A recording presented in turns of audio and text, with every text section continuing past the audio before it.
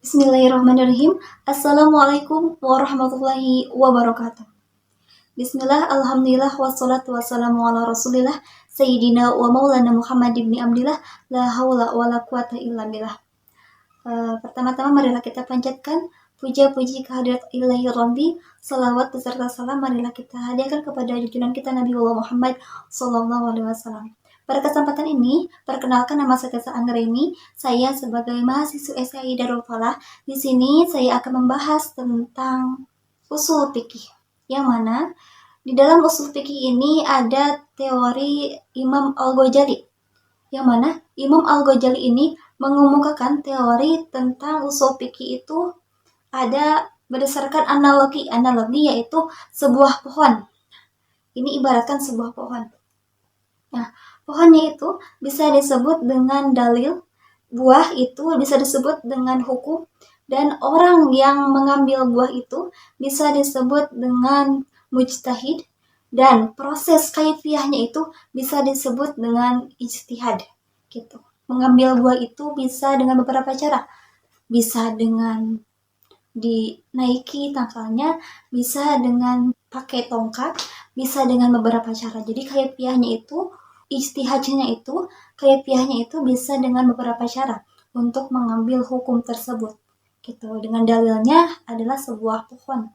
Gitu. Menurut Imam Al-Ghazali. Analogi menurut saya ini seperti sebuah ikan yang ada di tepi sungai.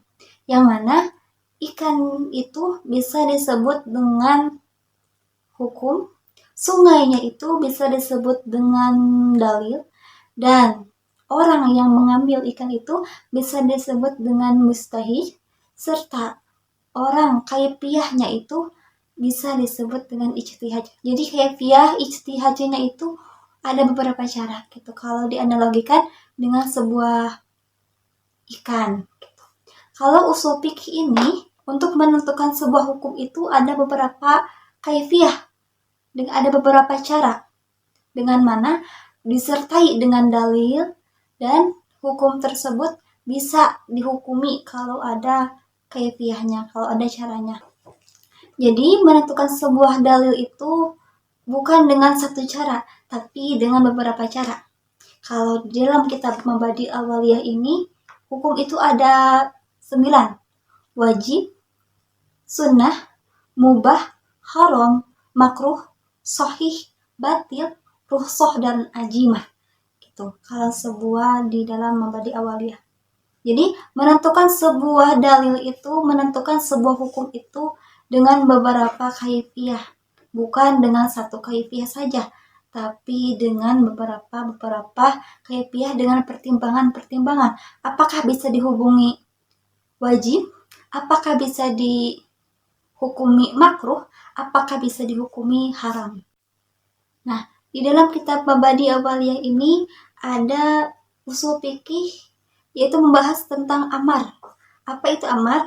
Wahwa thalabul fi'li minal a'la ilal adna, yaitu merintahkannya suatu pekerjaan dari yang lebih tinggi kepada yang lebih rendah. Itu yang disebut amar.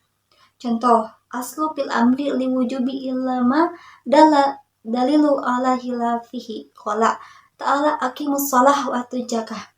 Jadi asal perintah itu hukumnya adalah wajib, kecuali terdapat dalil yang menjelaskan tentang perbedaannya, seperti firman Allah, aqimus shalah wa atuz zakah, dan dirikanlah shalah dan tunaikanlah zakat. Quran surat An-Nisa ayat 77. Dalam kitab Mabadi Awaliyah juga ada tentang kaidah yang pertama. Kaidah yang pertama ini adalah al-umur bimaqasidiha. Semua perbuatan itu tergantung dengan tujuannya, tergantung dengan niatnya. Karena bagaimana sabda Rasulullah Shallallahu Alaihi Wasallam, innama amalu binniyat wa innama likulli imri'in ma nawa. Jadi semua perbuatan itu harus dengan niatnya, dan semua pekerjaan itu tergantung dengan niatnya. Rawahu Bukhari. Jadi kaidah awal itu tentang al-umur maqal bimaqasidiha. Jadi kaidah awalnya itu al-umur bimaqasidiha. Setiap perbuatan itu tergantung dengan tujuannya. Contoh ya, jadi kita kasih contoh aja. Contoh seperti orang itu punya penyakit dalam, punya penyakit yang mana penyakit itu tidak bisa sembuh tanpa obat itu. Obatnya itu dengan cara memakan daging monyet. Nah, contoh penyakit tipes atau penyakit apa? Dengan memakan daging monyet. Salah satu obatnya itu dengan cara memakan daging monyet. Kan daging monyet itu adalah hukumnya haram. Tetapi jika kita bermaksud untuk menyehatkan badan, bermaksud untuk mengobati badan kita, itu boleh ubah. Jadi boleh ya, dikatakan boleh. Tapi kalau niatnya itu bukan untuk penyakit, bukan untuk mengobati penyakit atau menyehatkan badan, tapi niatnya itu karena suka saja, karena resep gitu kan, itu dihukumi haram gitu di dalam kaidah awal ini. Kalau di sini mah al-wudu, seperti wudu itu harus dengan niatnya, seperti sholat, puasa, zakat, itu harus dengan niatnya, dengan tujuannya, bukan karena niat sholat karena ria gitu, niat puasa karena ria gitu, tergantung niatnya saja. Dari saya cukupkan sekian, mohon maaf bila banyak kesalahan. Al-insanu makhluk khata wa nisyan, karena manusia itu tidak luput dari kesalahan dan lupa, dan saya juga masih dalam proses pembelajaran. Mohon maaf bila banyak kesalahan dari pengucapannya. Saya tutup. Akhirul kalam. Wassalamualaikum warahmatullahi wabarakatuh.